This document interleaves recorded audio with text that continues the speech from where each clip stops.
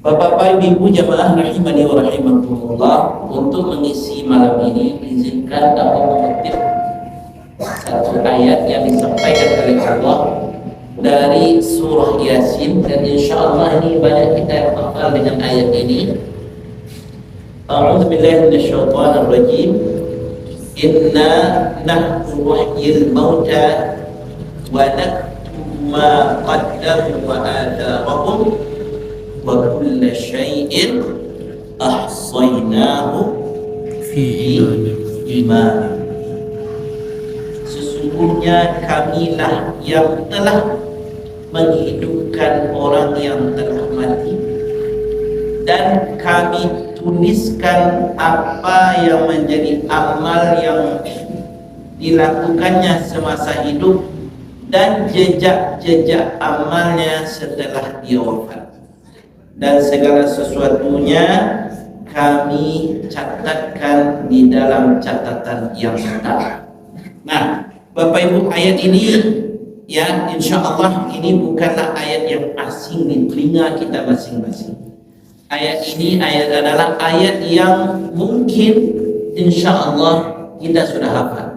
Tapi Bapak Ibu, ayat ini mungkin ada baiknya kita tadabburi. Jadi Bapak Ibu, sebelum kita menjelaskan kedudukan ayat ini, maka Bapak Ibu ingin saya ulas terlebih dahulu bahwasanya apapun kebaikan yang kita dapatkan, ya, atau kita melihat kebaikan dalam diri seseorang, atau kita melihat kebaikan ada pada diri kita, itu adalah berkat rahman dan rahimnya Allah. Nah, Bapak Ibu, kalau dalam sehari-hari Bapak Ibu, insya Allah ini kata Ar-Rahman dan Ar-Rahim ini adalah kalimat yang paling sering kita baca. Ya, dalam setiap solat Ar-Rahman Ar-Rahim ini senantiasa kita baca ketika membaca surah Al-Fatihah. Nah, Bapak Ibu, berarti kalau dalam bilangan solat kita sehari-hari, setiap rakaatnya kita membaca Ar-Rahman Ar-Rahim, ini sudah banyak kalinya kita baca. Tidak hanya di solat fardu, akan tetapi di dalam solat-solat sunat yang kita lakukan, kita pun membaca Ar-Rahman Ar-Rahim. Ketika melakukan sesuatu yang baik, kita membaca Bismillahirrahmanirrahim. Nah, Bapak Ibu, kenapa Ar-Rahman Ar-Rahim? Nah, jadi di sini Bapak Ibu, setiap orang, ya, baik yang beriman maupun tidak beriman sama sekali, dia sudah barang pasti mendapatkan rahmannya Allah. Apa buktinya Bapak Ibu? Ya, sekarang ini kita bisa bernafas, ini karena kasih atau rahmannya Allah.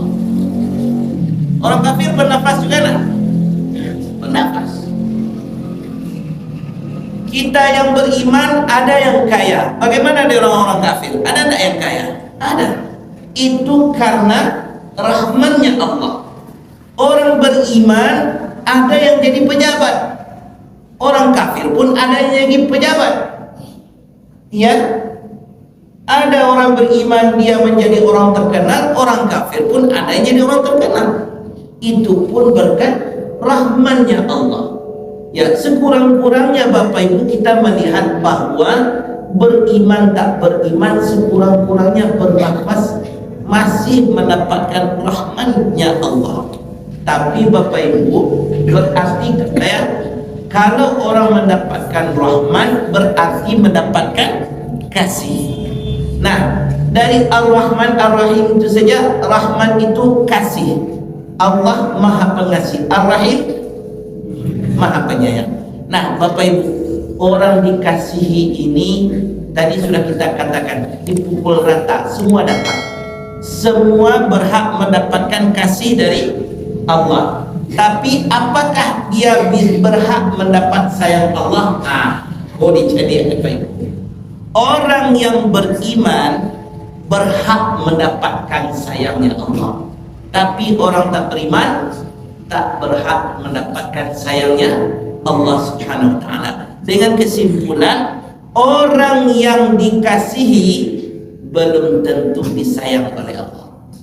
Nah, jadi Bapak Ibu, bagaimana dengan kita?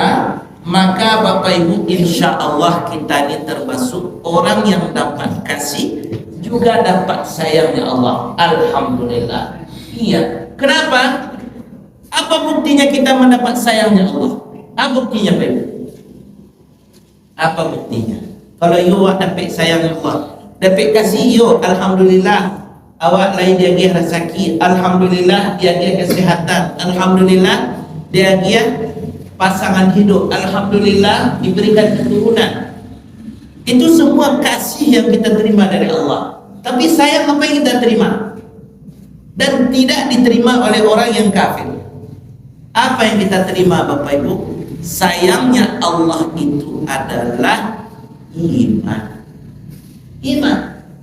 Makanya Bapak Ibu, ya kalau berbicara ya tentang kasih, insya Allah mungkin Bapak Ibu kita bisa setara dengan orang tidak beriman dengan Allah. Tapi kalau mendapatkan sayang, alhamdulillah awak dapat. Karena apa? Iman. Ya, karena kita mendapatkan iman. Jadi semua orang berhak mendapatkan kasihnya Allah, tapi belum tentu disayangi oleh Allah Subhanahu wa taala. Nah, dalam sebuah hadis Nabi sallallahu alaihi wasallam Bapak Ibu, ya, beliau menyampaikan bahwa wa innallaha yu'tad dunya man yuhibbu wa man la yuhibbu. Sesungguhnya Allah memberikan dunia itu kepada siapa yang dikasihi dan saya ulang, sesungguhnya Allah itu memberikan dunia kepada yang dicintai dan yang tidak dicintai oleh Allah. Dunia. Akan tetapi wala yu'tiyal iman, Allah tidak akan memberikan iman illa man ahabba. Tidak Allah berikan iman itu kecuali kepada siapa yang paling dicintai. Maka alhamdulillah Bapak Ibu kita mendapatkannya. Apa buktinya? Seruan Allah lawat jawab kembalian. Alhamdulillah.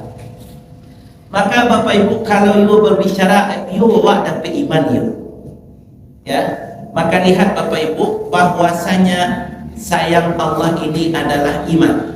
Dalam sebuah hadis lain Nabi sallallahu alaihi wasallam menyampaikan sebuah hadis yang diberitakan oleh Aisyah radhiyallahu anha di dalam kitab Sahih Muslim nomor 2818, yang mana Rasulullah sallallahu alaihi wasallam pernah mengatakan, fa innahu lan yudkhilal jannata ahadan amal. Sesungguhnya tidak seorang pun yang masuk surga karena amalnya. Artinya Rasulullah mengatakan kalian ini tidak akan masuk surga dikarenakan solat kalian. Kalian tidak akan dimasukkan surga karena puasa kalian. Kalian tidak dimasukkan ke dalam surga karena amalan haji kalian. Kalian tidak dimasukkan ke dalam surga karena amalan umrah, karena amalan santunan anak yatim dan segala macamnya. Maka Bapak Ibu mendengarkan ini, sahabat pun bertanya, qalu wala anta ya Rasulullah. Kalau boleh itu ya Rasulullah, berarti engkau tidak bisa masuk surga di salat engkau, di puasa engkau, di haji engkau, di umrah engkau. Maka Rasulullah mengatakan, wala aku pun tidak bisa masuk surga di salat aku, di puasa aku, di salat zakat aku, zakat haji aku, sedekah aku dan segala macam. Tidak bisa. Kenapa? Nah, lihat di sini. Illa ayyataghammani Allahu birahmah. Kecuali Allah memasukkan orang itu ke dalam surga karena sayangnya. Karena maka Bapak Ibu umat Rasulullah inilah yang dikatakan yang mendapatkan sayang. Maka alhamdulillah Bapak Ibu, selalulah kita menggandingkan Ar-Rahman dengan Ar-Rahim. Dia kalau dalam urusan dunia dapat. Dan alhamdulillah Allah berikan rahmat. Apa rahmat? Rahmat itu iman. Baik cara mendapatkan iman ko, asyhadu an la ilaha illallah wa asyhadu anna Muhammadar Rasulullah. Itu jawaban. Berarti mudah dapat sayang Allah kok? Mudah. Hanya dengan menyatakan keimanan kita kepada Allah. Makanya jangan sekali-kali kita campur adukan rahmat ini, sayang Allah ini dengan mempersekutukan Allah. Karena kita dipilih untuk sebagai orang yang disayangi oleh Allah Subhanahu wa taala. Nah, Bapak Ibu yang dirahmati oleh Allah Subhanahu wa taala, maka dua hadis ini jelas ya. Yang pertama dikatakan tadi bahwa Allah akan memberikan dunia kepada siapa yang dicintai dan yang tidak dicintai oleh Allah. Akan tetapi Allah tidak akan memberikan nikmat iman kecuali kepada orang yang lebih dicintai oleh Allah. Maka cara mendapatkan tadi mudah dengan mengucapkan asyhadu an la ilaha illallah wa asyhadu anna Muhammadar Rasulullah. Mudah kita mengucapkan ini, memang mudah Bapak Ibu, tapi tidak bagi orang yang tidak dibukakan oleh Allah hidayah baginya. Kenapa? Contoh Ali bin Abi Thalib. Maaf, astagfirullah. Maaf, saya ulang. Abu Thalib, ya. Abu Thalib. Abu Thalib ini pamannya Rasulullah. Apa kata Rasulullah kepada Abu Thalib ketika sakaratul mautnya?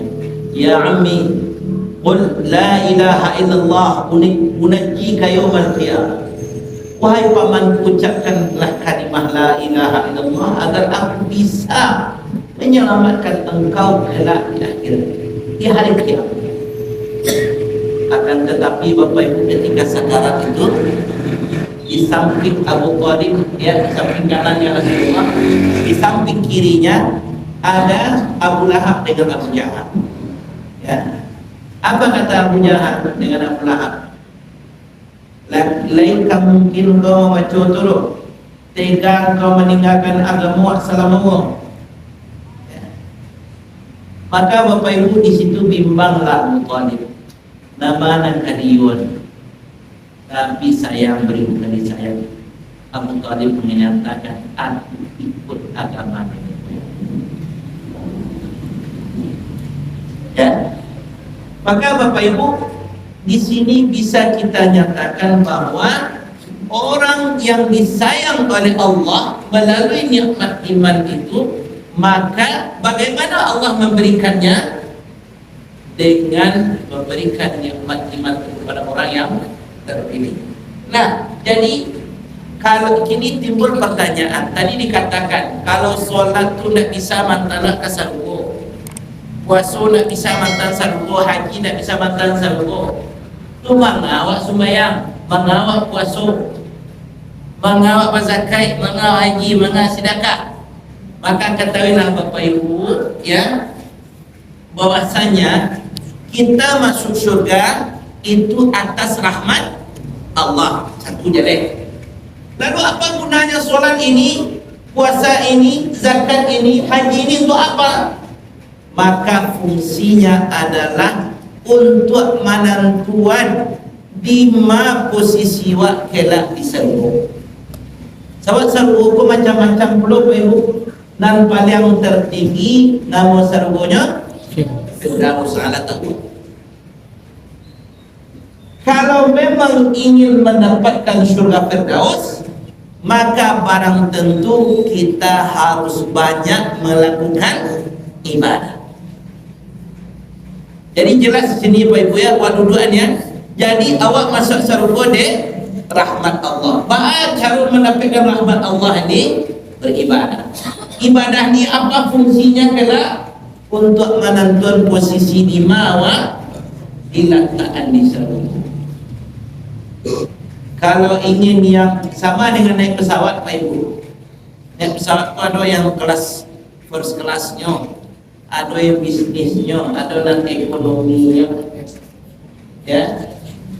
maka tentu kita berharap dengan fasilitas yang paling bagus. Maka beramallah sebanyak-banyaknya untuk mendapatkan kualitas terbaik pula syurga yang kelak akan kita duduki.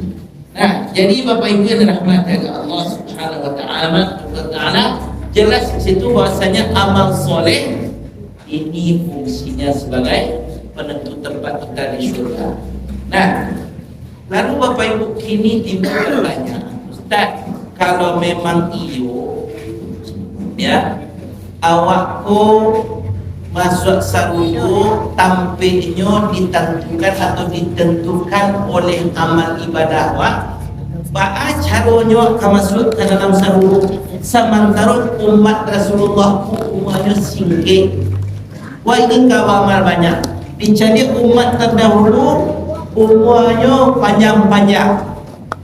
Ya, misalnya Nabi Nuh, Bapak Ibu, berapa umurnya? Sampai mencecah ke 950 tahun. Itu umur Nabi sampai 950 tahun. Ya, sementara umat Rasulullah bagaimana? Rasulullah sendiri sudah menyatakan bahwasanya umur umat beliau baina 60 wa 70, antara 60 sampai 20 tahun. Itu umat Rasulullah rentang waktu ya Pak Ibu. Kita pun melihat Rasulullah wafat di usia 63 tahun. Ya, kalau lebih daripada itu berarti bonus doa. Makanya banyak Bapak Ibu ada obrolan baru umur beliau meninggal 65, alhamdulillah dapat bonus lebih 2 tahun. Ya, sebegitunya mengatakan bahwa sudah lebih daripada usia Rasulullah. Nah, kalau dihitung-hitung juga dari itu Rasulullah wafat di usia 63 atau Pak Ibu, itu juga kalender Hijriah tuh. Kalau kalender Masehinya lebih kurang di usia 60 atau 61 tahun. Nah, jadi pak caranya Pak Ibu, kalau model itu ya saluran tingkatan tertinggi untuk orang-orang dan usianya panjang. Nah, disinilah Bapak Ibu kita kaitkan dengan surah Yasin tadi. Inna nahnu nuhyil mauta wa naktubu ma qaddamu wa atharu.